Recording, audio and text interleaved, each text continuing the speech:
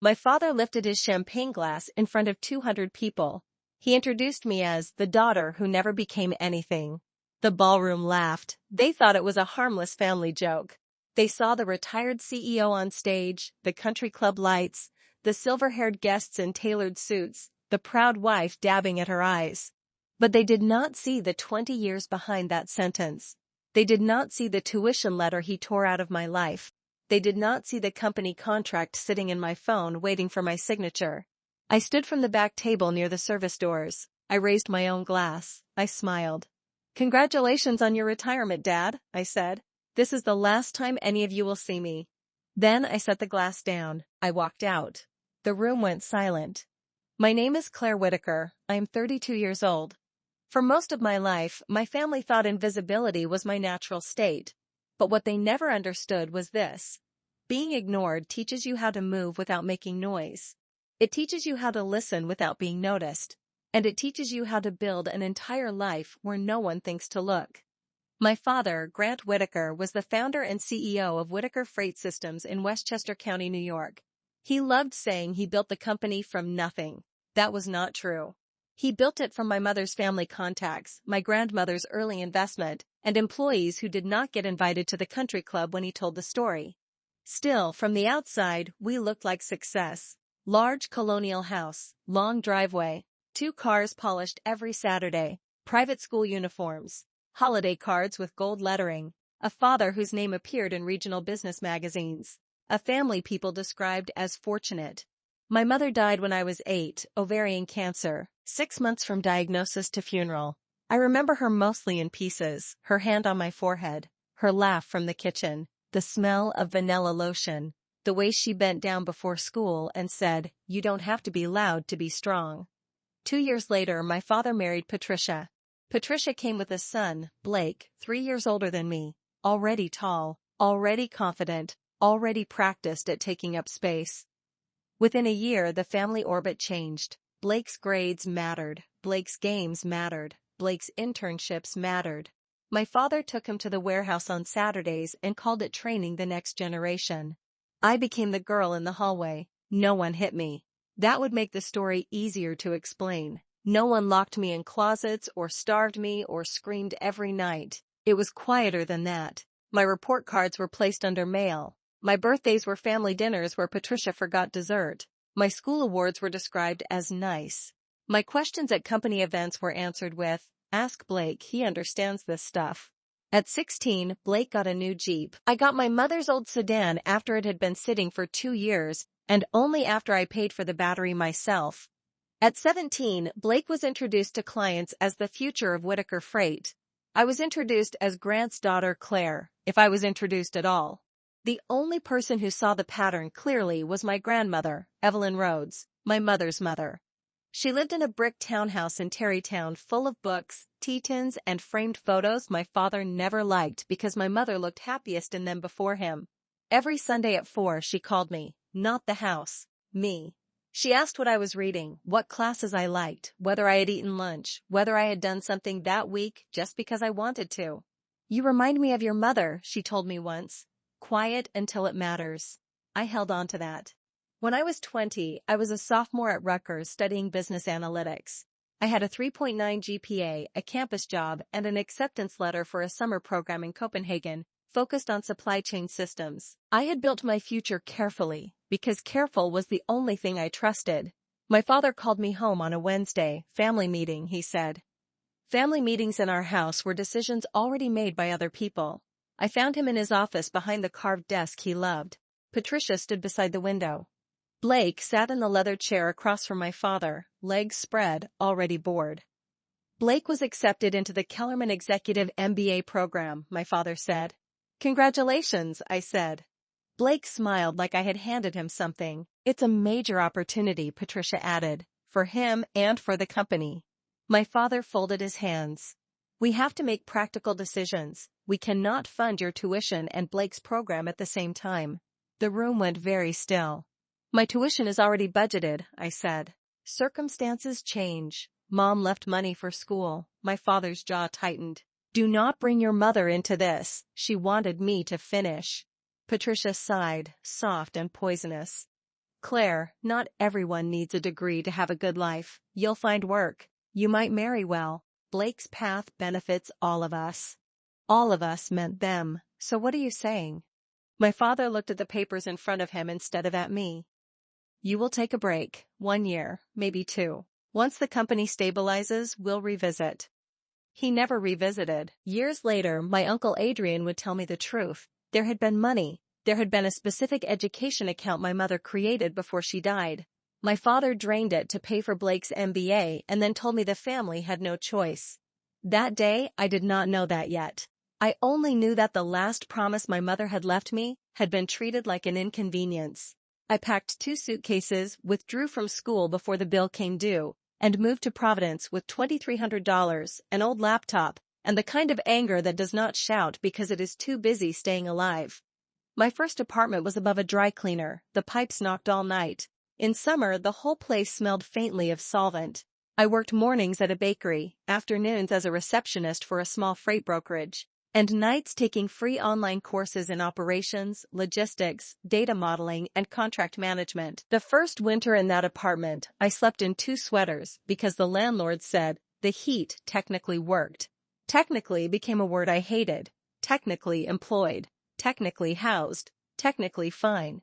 My father did not call. Patricia sent 1 Christmas card with a family photo tucked inside. My father, Patricia, and Blake stood in front of the fireplace in matching dark sweaters. There was no note, just a printed greeting and a gift card to a coffee chain for $25. I stared at that photo for a long time because they looked complete.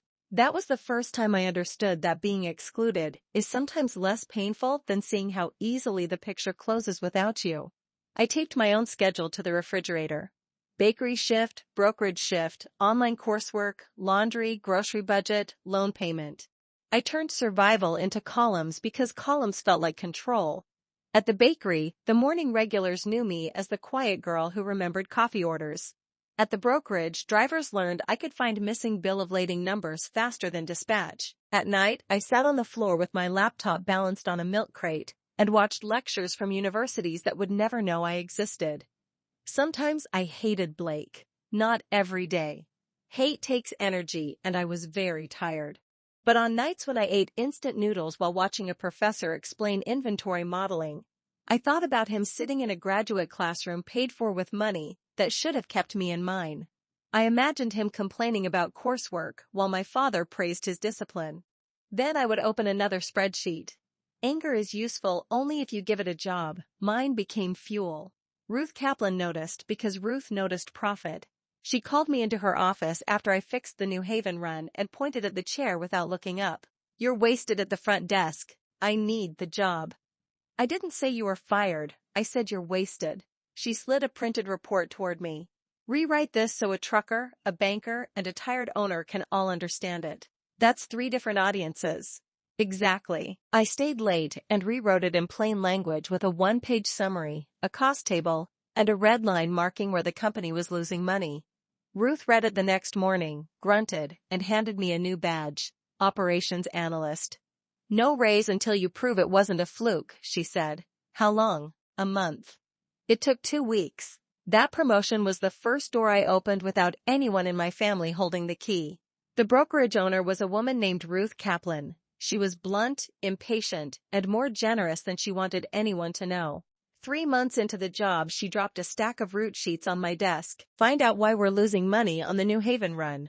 I answer phones. You also stare at dispatch boards like they're talking to you. Make them talk faster. I stayed until midnight with coffee and a spreadsheet. The problem was not fuel cost, which everyone assumed. It was 2 recurring dock delays caused by a client booking unloading slots they never used. I wrote a 1-page memo. Ruth read it, walked back to my desk, and said, "You wasted that mind answering my phones." She moved me to operations the next week.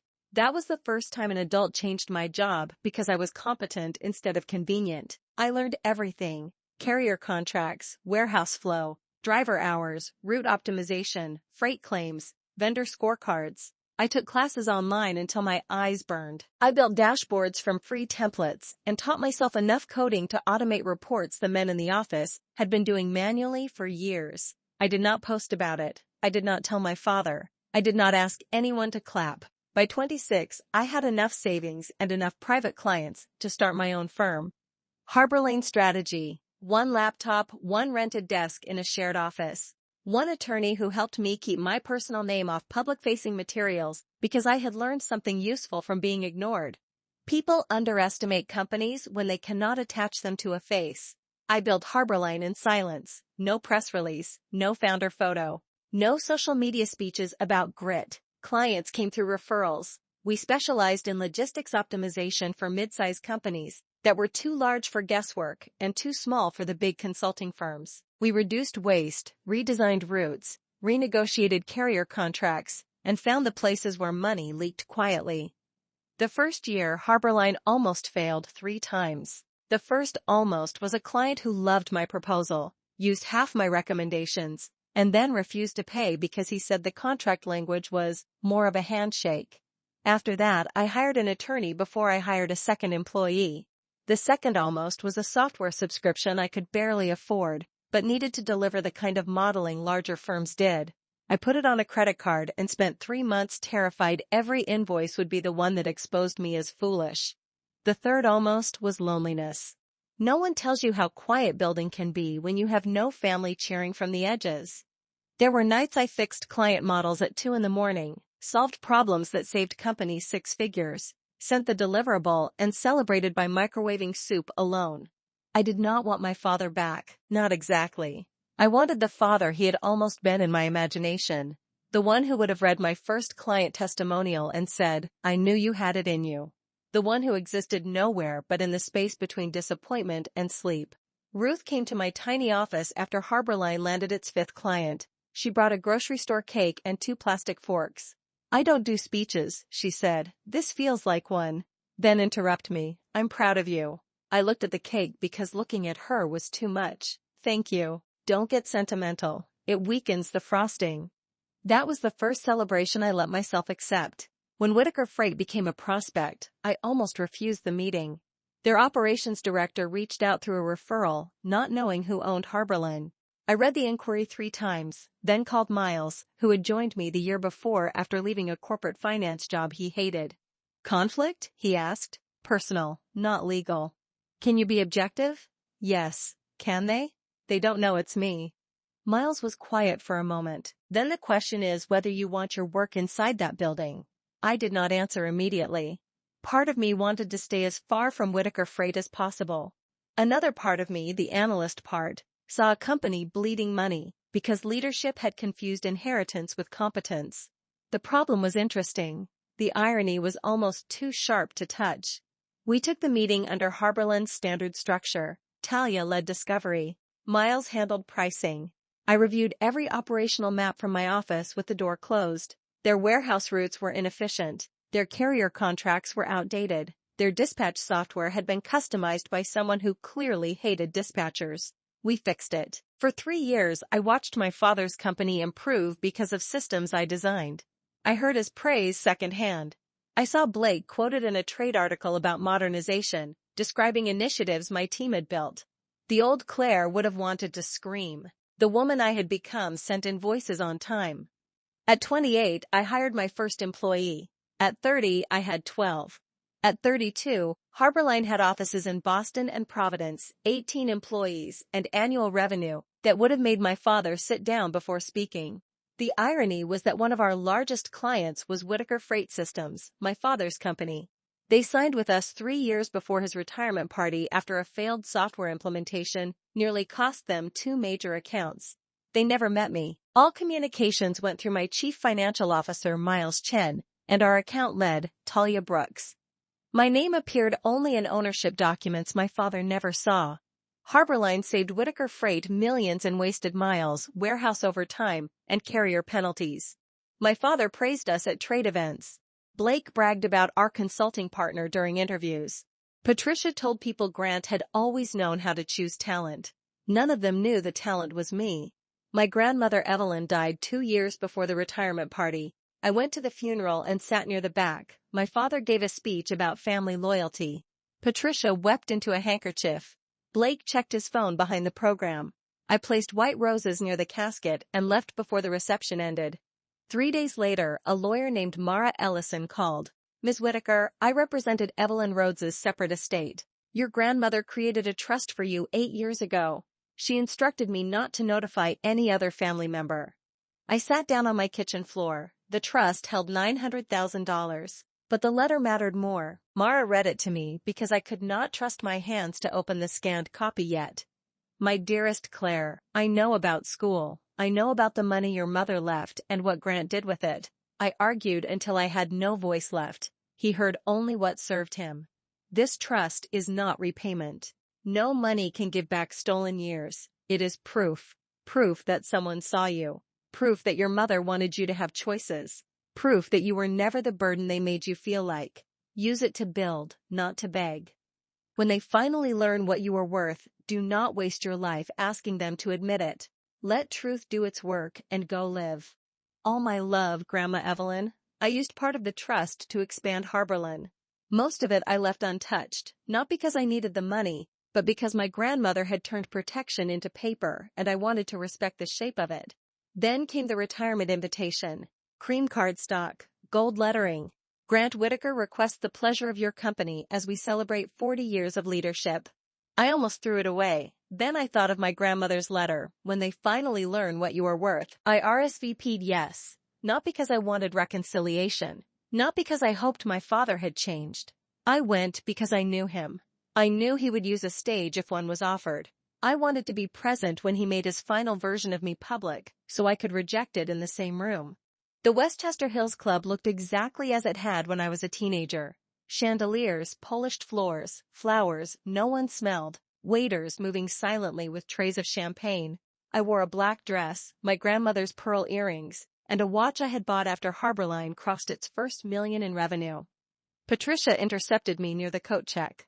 Claire, she said, you came. I was invited. Her eyes moved over my dress, my shoes, my bag. She was doing inventory. Your father was worried you might feel out of place. How thoughtful. She smiled without warmth. You're at table 16. The family table was table 1. Table 16 was near the service doors with 2 retired vendors and a couple who asked whether I worked for the club. I was not surprised. I was almost grateful. Corners have good sightlines. From there, I watched the room. My father stood near the bar surrounded by men who laughed before his stories ended. Blake moved from group to group, already performing CEO. Patricia accepted compliments on the floral arrangements as if she had personally grown the roses. At one point, I heard my father speaking to a shipping executive I recognized from a client file. Harborline has been a revelation, he said. Their strategy team is the reason our margins recovered. I've tried to meet the founder, the executive replied. They're private. Brilliant people are often eccentric, my father said. I took a sip of champagne to hide my smile. My phone buzzed. Miles, Whitaker renewal docs arrived. 5 years, 15% increase. Need your call. I typed, not tonight. Monday. Then I put the phone face down because there was something grotesque about reading a renewal request while sitting beside people who had been told I could not renew my own life. At table 16, one of the retired vendors asked me how I knew Grant. He's my father, the man blinked. Oh, I didn't realize he had a daughter. I smiled because there was no answer to that which belonged at a banquet table. His wife leaned in, trying to rescue the moment. Do you work in the business too? Adjacent to it, I said.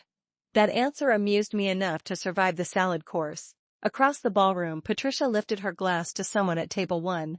Blake had his arm around a woman I vaguely recognized from a society magazine. My father laughed with a banker who had once told me at 16 that logistics was not really a girl's field. The room was full of men who believed they had built the world because women kept handing them quiet foundations.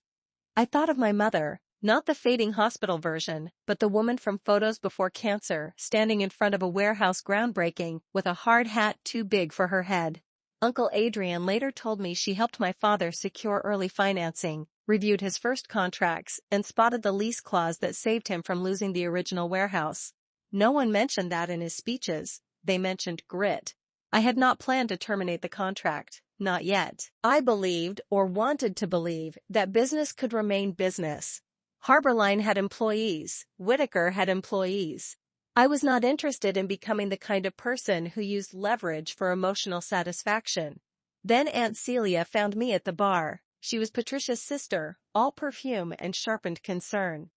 Claire, honey, still in Boston doing administrative work? Consulting? Right, your father mentioned you're still finding yourself. Uncle Paul joined her. Nothing wrong with taking a longer road, he said. Some people peak later. Aunt Celia lowered her voice. He also said you had a difficult time after leaving school, emotional problems. Brave of you to come.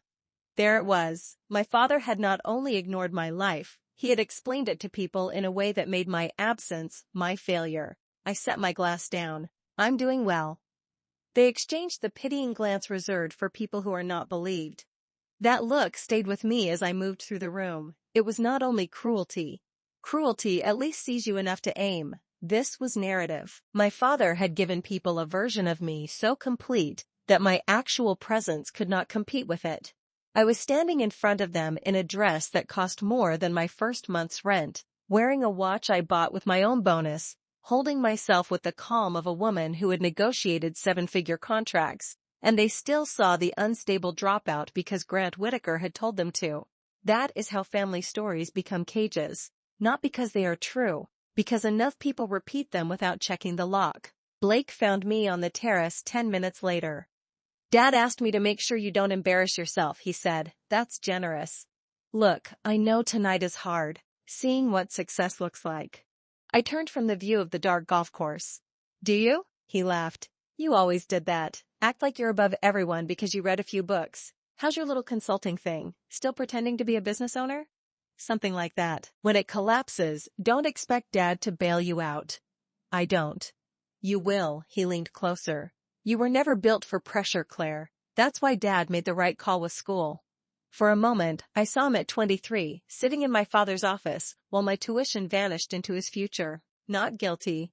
Not even aware enough to be guilty, just entitled. After tonight, I said, you'll wish you had learned pressure sooner. He smirked as I walked away. The ballroom lights dimmed at 9. My father took the stage to a standing ovation. He thanked clients, partners, employees, Patricia and God, not necessarily in that order.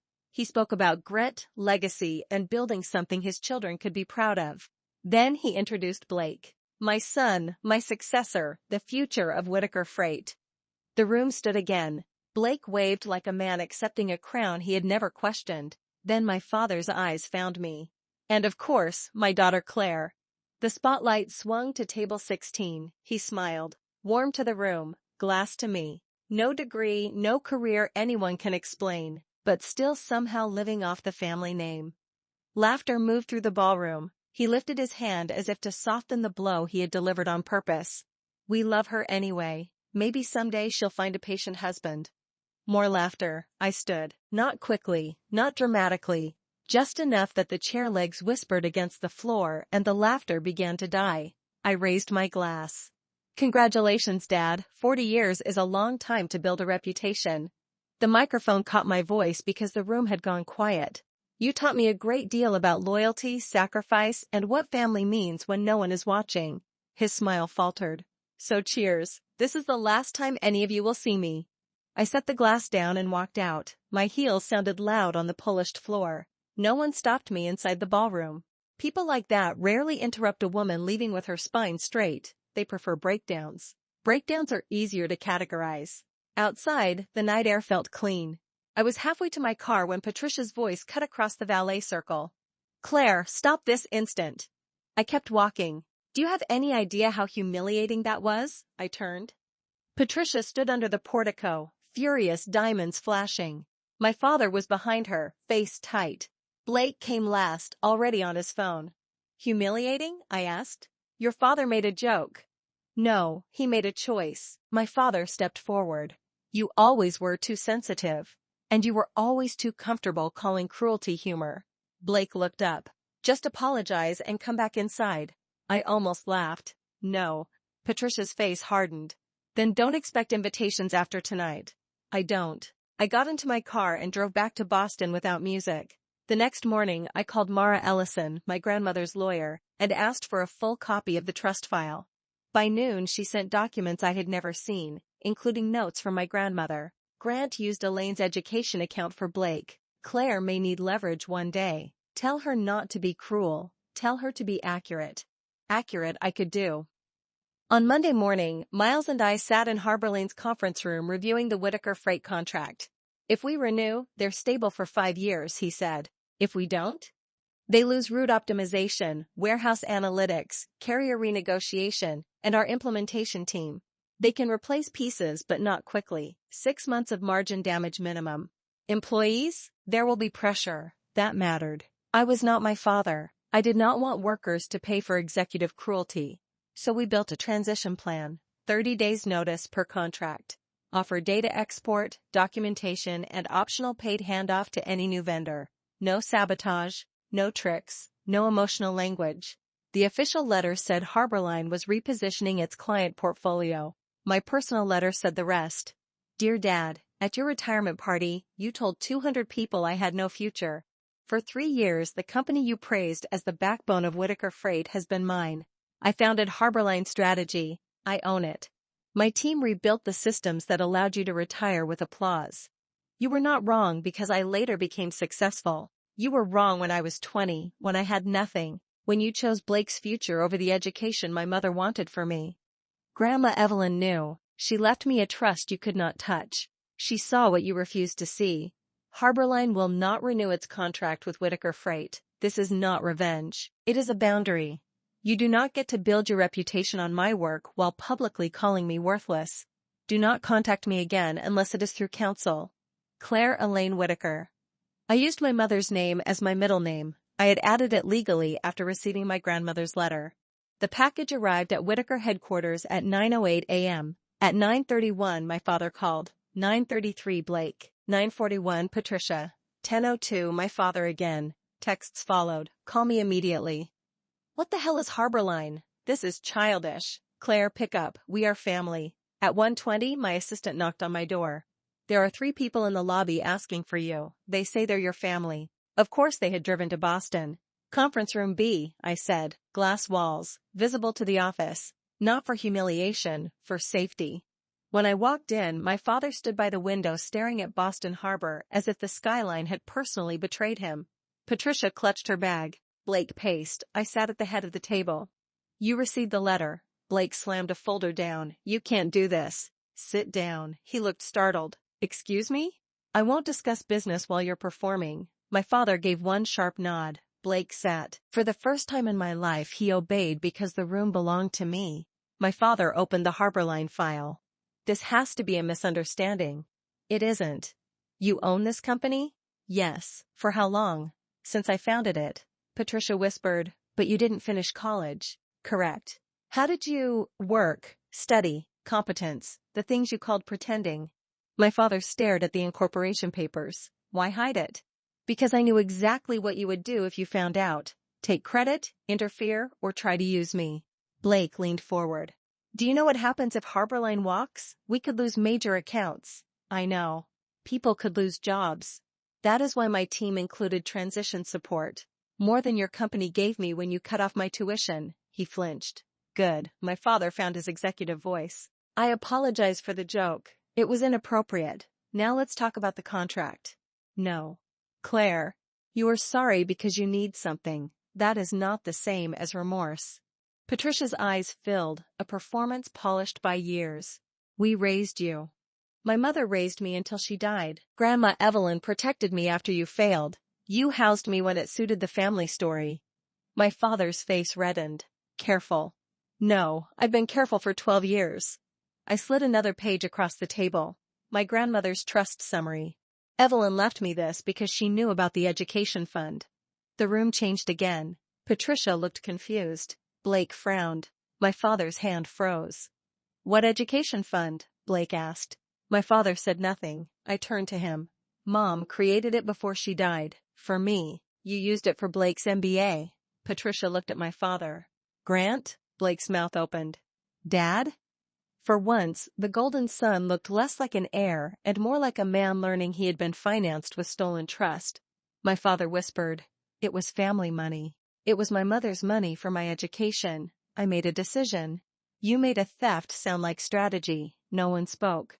The truth sat in the glass room, clean and heavy. My father tried one last time. What do you want? Nothing. There has to be something. That's your problem. You only understand need as leverage. I don't need you. His face shifted. Hurt, anger, fear, all of it too late. If you walk away, you're no longer part of this family. You said that when I was 20, you just used different words. I stood. This meeting is over. Any further business communication goes through Miles and legal. Any personal contact will be documented and ignored. Patricia stood too. Claire, please, we're family. No, I said, we're related. My father stopped at the door. Do you hate me? I thought about it because he deserved an accurate answer. No, I just don't organize my life around being loved by you anymore. That was the sentence that ended us. They left past my employees, who were very good at pretending to work. I went back to my office and closed the door. Then I cried for 20 minutes, not because I regretted it, because endings still hurt when they are necessary. Miles knocked once before entering. He carried tea, not coffee, because he had the rare gift of knowing when caffeine would become a weapon. Do you need me to say anything? He asked. No. Do you need me to not say anything? Maybe. He set the tea on my desk and sat in the chair by the window. For 10 minutes we listened to the office outside return to normal. Phones rang. Someone laughed too loudly near the printer and then remembered the glass walls. A delivery driver asked for signatures at reception. The world continued with its rude, useful rhythm. I meant what I said about the transition, I told him. I know. No employee at Whitaker pays because Grant is a bad father. We built the handoff clean. Talia already has export packages ready. Good, he leaned back. You know they will tell people you did this to destroy them. I know. And you know the documents say otherwise. Yes. Then let them talk. That became harder than I expected. The first rumor reached me 2 days later through a client who thought she was being subtle. She had heard Harborline had a personal dispute with Whitaker Freight. Another asked whether we were concerned about being perceived as unstable. A third, more honest, said, I don't care what happened at that party. Your team saved us 11% last quarter. We're not going anywhere. Professional reputation is not a wall. It is a garden. You can build it for years and still wake up to find someone throwing salt over the fence. So we documented everything. Transition timeline, data packages, meeting notes, contract clauses, every offer of reasonable handoff, every refusal or accusatory email from Blake. Miles built a file so clean our attorney said it was almost beautiful. I took no pleasure in that. I took comfort. Comfort is quieter and lasts longer. A week later, Uncle Adrian called. He was my mother's younger brother, the one who had left finance to teach art and became the cautionary tale at family dinners. I had not spoken to him in years. Claire, he said, voice rough. I heard enough to know I should have called sooner. About what? Your mother's education account. I sat down. He told me the full story. My mother had set aside enough to cover 4 years of college and graduate school if I wanted it. My father drained the account after marrying Patricia, calling it a family resource. Evelyn found out after the fact and confronted him. Adrian knew because Evelyn called him furious and crying. Why didn't you tell me? The silence was long. Cowardice, he said. Grant scared everyone. That is not an excuse, it's just the truth. I appreciated that he did not ask me to make him feel better. Adrian drove to Boston the next weekend with a cardboard box in his back seat. Your mother asked me to keep these when she got sick, he said, setting it on my dining table. I should have brought them sooner. Inside were notebooks, old photographs, a silver bracelet, and a folder labeled Claire Education in my mother's handwriting. I touched the label before opening it. There are griefs you think you have finished because the person died long ago, and then their handwriting enters the room and proves grief was only waiting for a new door.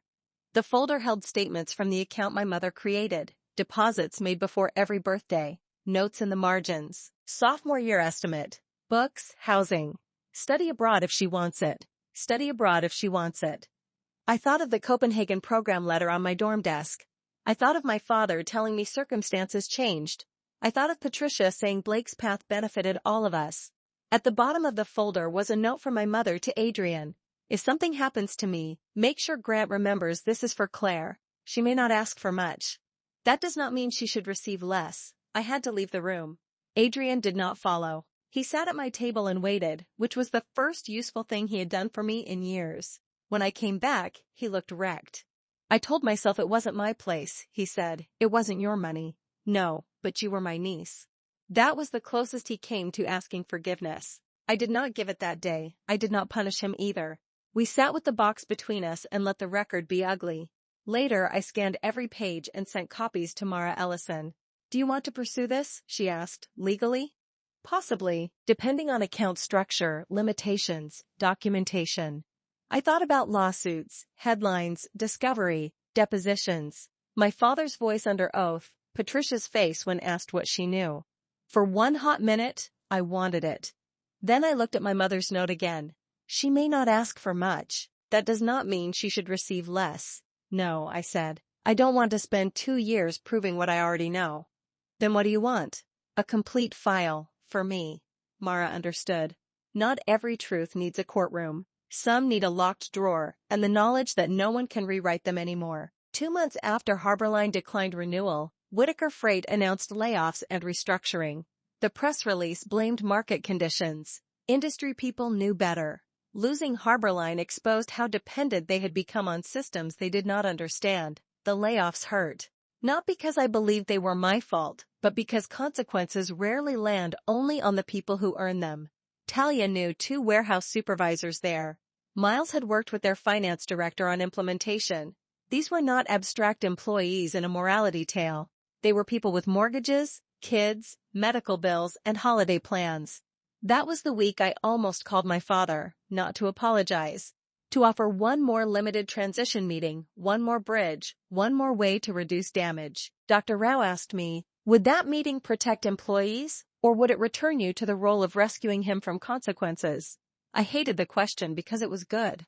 In the end, Harborline sent a formal offer through council, 2 additional technical transition sessions at market rate, available to Whitaker's operations team without executive attendance.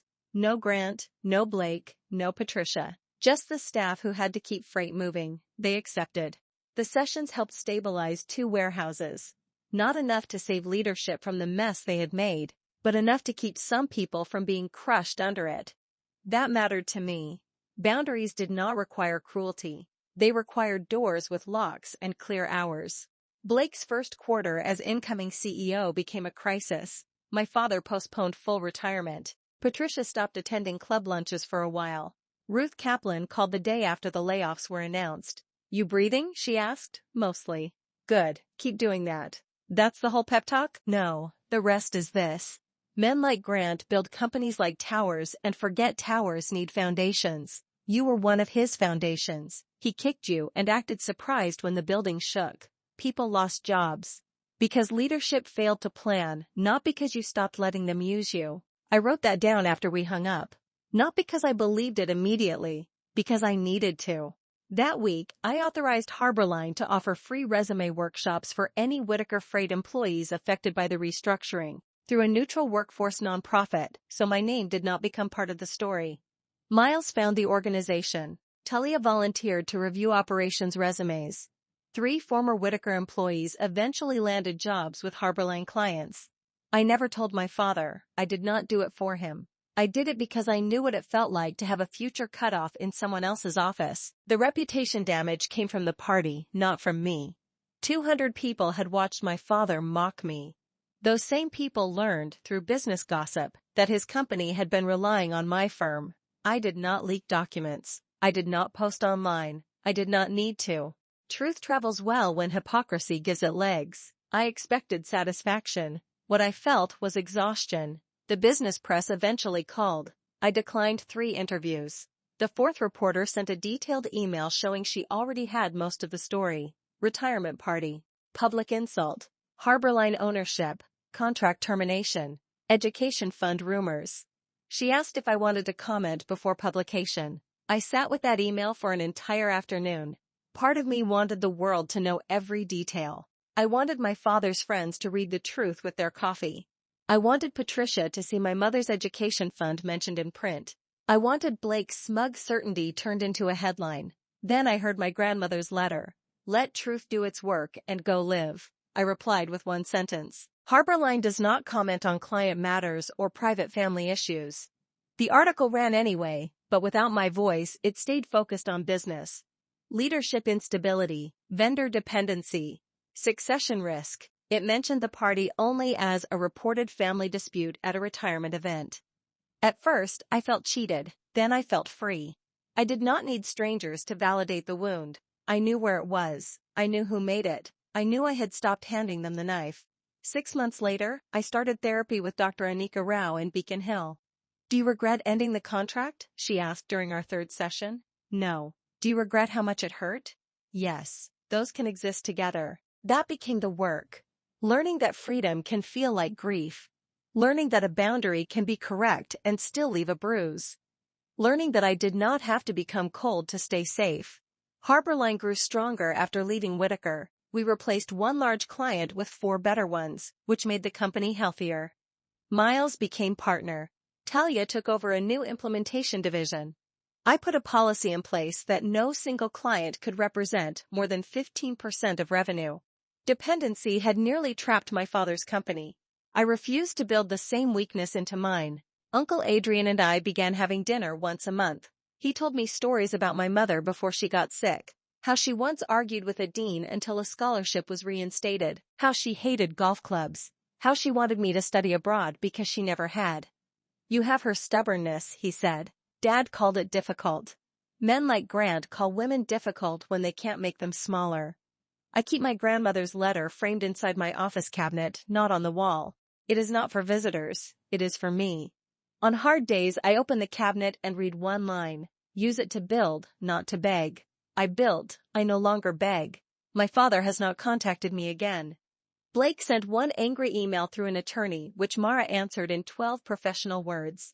Patricia mailed a birthday card with no return address. I did not open it. I gave it to Dr. Rao and we talked about why even unopened envelopes can feel like hands around your throat. I do not hate them. Hate is a form of staying. I left. Leaving had practical steps. I changed my emergency contact from Patricia, who had somehow remained on an old medical form, to Miles and Adrian. I updated beneficiaries. I rewrote my own will, because estate work teaches you not to leave emotional decisions to people who showed you how they handle power. I put my mother's bracelet in a safe and her education folder beside my grandmother's letter. Dr. Rao called that reparenting through paperwork. That sounds like the saddest office supply catalog ever, I said. Maybe, but it seems to suit you. She was not wrong. Documents had hurt me. Documents had freed me. It made sense that I would use them to build a life no one could quietly redirect. I also changed the way Harborline hired. No degree requirements unless legally necessary. Skills tests, paid case exercises, clear salary bands. Ruth Kaplan was the first person I called when drafting the policy. You're going to get unconventional candidates, she warned. Good. Some will need training, so did I. Our first hire under the new policy was a dispatcher named Leona, who had no degree and the best route instinct score Talia had ever seen. 6 months later, she found a cross-dock inefficiency that saved a client $200,000 annually. At the next staff meeting, I said exactly that out loud. Leona looked startled by public credit. I knew that look. Afterward, she came to my office and said, "Most places take the idea and forget who brought it. We don't do that here." I had built a company partly as an answer to my father. I wanted it to become more than an answer. I wanted it to be a place where quiet competence did not have to wait for revenge to be seen. My life now is not a revenge fantasy. It is Tuesday staff meetings, client calls, dinner with Adrian, therapy, quiet mornings, and a company full of people who know exactly who signs their paychecks, because I refuse to hide from my own work anymore. The first time my name went on Harborline's website, I stared at the page until Miles came into my office and asked whether I was checking for typos or dissociating. Both. Founder and managing partner, Claire Elaine Whitaker. There was a professional headshot beside it, me in a navy blazer, hair pinned back, looking directly at the camera. Not smiling too much, not apologizing. The biography mentioned operations strategy, route systems, client outcomes, and nothing about my father. You can take it down, Miles said, if it feels too exposed. No. I'm tired of being the invisible architect, he nodded. Good, because the photographer made us pay for 3 poses. Within a week, messages came from women I had worked with years earlier. A dispatcher from Ruth's brokerage wrote, "I knew that memo style." A former client wrote, "I always wondered who was behind the cleanest implementation we ever had." Ruth Kaplan called and said, Took you long enough to put your name on the door. You saw it? I have the internet, Claire. I'm old, not buried. Are you proud? Don't fish. Yes. I laughed so hard I cried after hanging up. That is healing too. Not grand forgiveness, not a dramatic reunion. Sometimes healing is an old boss being rude enough to make praise believable. At our last annual retreat, Miles toasted the founder who built in silence, and then finally let us put her name on the door. I cried then too. No one laughed. That is how I know I am somewhere different. The strangest part is that freedom did not feel loud. For years I imagined that if my family ever learned the truth, there would be a clean emotional payoff. My father would regret everything. Patricia would be exposed. Blake would understand the cost of being handed a future built on mine. I would stand above the wreckage feeling powerful. Some of that happened on paper. My father did regret enough to stop calling. Patricia was exposed enough to disappear from the places where she used to perform superiority. Blake learned enough to fear competence he could not charm or inherit. But the real payoff was smaller. It was waking up on a Sunday with no missed calls from people who only wanted access. It was signing a new client because my public name gave them confidence instead of danger. It was sitting across from Adrian while he told me my mother once threatened to leave my father if he ever treated me as less than Blake, and realizing she had known the risk before she died. It was visiting my mother's grave for the first time in years. I brought white tulips, not because they were her favorite, I don't know if they were, because I liked them and I was done performing grief correctly. He used the money, I said at the stone, but I found my way anyway. The wind moved through the cemetery trees. For a second, I felt 8 years old again, wanting her hand. Then I felt 32, standing on my own feet. Both were true. That is the part no one tells you about healing. You do not become one clean version of yourself. You become a room where all the versions can finally sit down without fighting for the chair. I left the cemetery without calling anyone. That mattered too. For once, the moment belonged only to me. No performance, no report, no proof sent to people who had forfeited the right to evaluate my grief. Just tulips, wind, and the quiet knowledge that my mother's hope for me had outlived my father's choices. That was enough. I finally believed it.